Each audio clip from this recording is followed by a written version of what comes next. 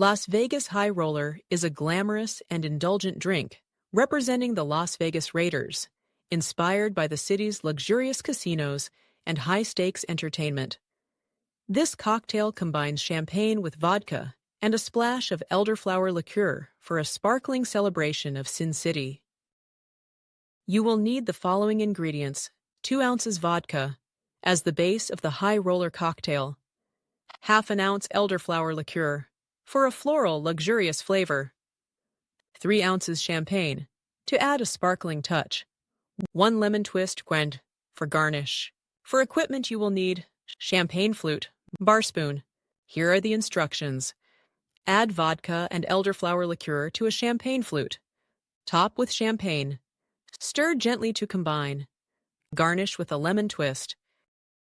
Las Vegas is known for its glitz and glamour, making champagne the perfect choice for this Raiders-inspired cocktail. The elderflower liqueur adds a touch of elegance to this high-stakes drink.